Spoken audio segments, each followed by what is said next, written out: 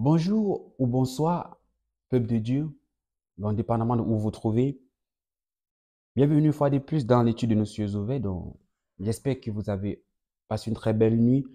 Donc, aujourd'hui, nous sommes mardi le 12 mars 2024, donc une année de gloire. Donc, et le titre de notre étude des cieux ouverts ce matin dit le feu de Dieu. Le feu de Dieu. Donc, avant d'entrer dans notre étude, nous allons faire une petite prière pour remercier Dieu pour cette grâce. Père éternel, nous te disons merci Seigneur, parce que ce matin, nous sommes dans ta présence Seigneur, parce que tu nous as donné le souffle de vie. Nous prions Saint-Esprit que tu puisses nous enseigner au travers de cette étude, que nous puissions avoir la révélation de ton feu. Roi de gloire, nous te disons merci. Nous couvrons cette étude dans ton sang précieux. Au nom de Jésus-Christ, nous avons prié. Amen. Donc du coup, notre passage biblique est tiré dans le livre d'Exode 18, Exode 19, verset 18, pardon, qui dit « La montagne de Sinaï était toute enfumée, parce que l'Éternel y était descendu au milieu du feu. Cette fumée s'élevait comme une fumée d'une fournaise, et toute la montagne semblait, et toute la montagne tremblait avec violence. » Donc ici, ce feu était le feu de Dieu qui était observé sur la montagne de Sinaï. Donc nous allons entrer dans notre étude biblique qui est tirée dans le livre des Actes 2, versets 3 à 9. Actes 2, versets 3 à 4. Acte 2, verset 3 à 4, qui dit, notre verset 2, qui nous dit, tout à coup, un grand bruit survint du ciel. C'était comme si un violent coup de vent s'abattait sur eux.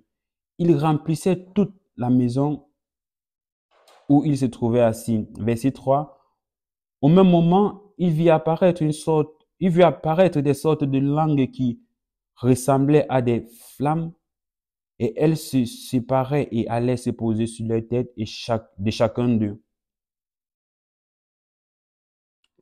Aussitôt, ils furent tous remplis du Saint-Esprit. Ils commençaient à parler dans différentes langues et chacun s'exprimant comme le Saint-Esprit lui donnait de le faire. Ceci, c'était les disciples de Jésus, donc qui étaient rassemblés dans une chambre et qui, on nous explique, donc il y a le feu de Dieu qui est descendu, cette flamme qui s'est placée sur les têtes, et ils ont reçu le Saint-Esprit, ils ont commencé à parler de nouvelles langues qu'eux-mêmes ils ne comprenaient pas. Donc nous allons entrer dans notre étude biblique direct sans plus tarder pour mieux comprendre ce que c'est que le feu de Dieu. On dit dans Juge 15, 14 à 15, la Bible nous dit que lorsque Samson a été amené aux Philistins, dès que ces derniers ont commencé à se réjouir, l'Esprit de Dieu est venu sous la forme d'un feu visible, provoquant la combustion des cordes qui le liaient. Parce que le feu est venu sur lui, il a pris la mâchoire d'un âne, et c'est devenu une arme de destruction massive dans ses mains. Ceci veut dire que lorsque le feu de Dieu descend sur nous et que nous sommes aptes à recevoir ce feu et que ce feu s'identifie en nous, donc ce feu nous donne la puissance. Ça, c'est le cas de Samson qui était lié chez les Philistins, mais parce que le feu de Dieu est descendu sur lui, nous avons vu comment ça a décuplé sa puissance. Il s'est libéré et il a fait mal aux Philistins. C'est de ça que le feu de Dieu peut opérer dans ta vie. Donc, le feu de Dieu peut te donner la puissance. Le feu de Dieu peut te permettre d'avoir la victoire sur tes ennemis. Le feu de Dieu peut te permettre de pouvoir réussir même où d'autres ont échoué. Lorsque vous êtes loin, tout ce que vous touchez ou que vous entrez en contact avec son oint.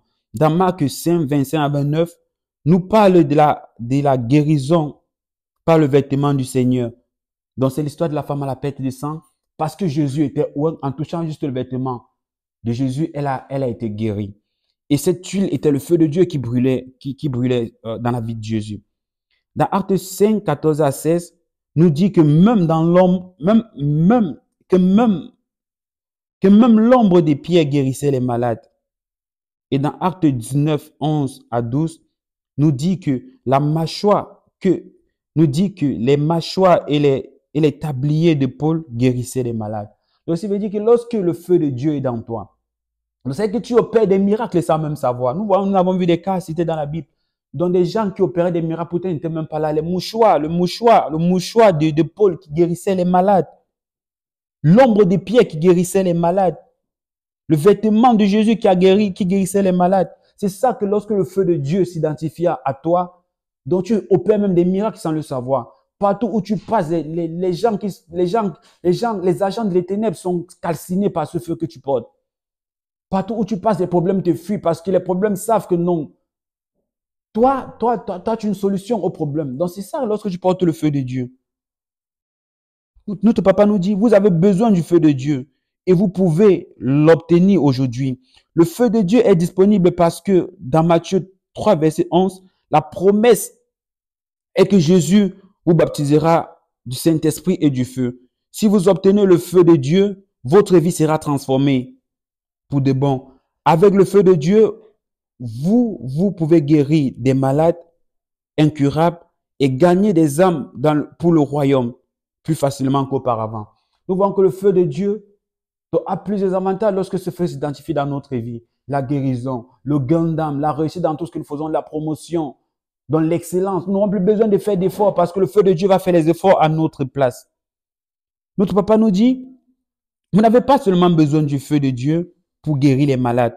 Vous avez aussi besoin contre nos ennemis. Nous avons besoin du feu de Dieu même pour nos ennemis.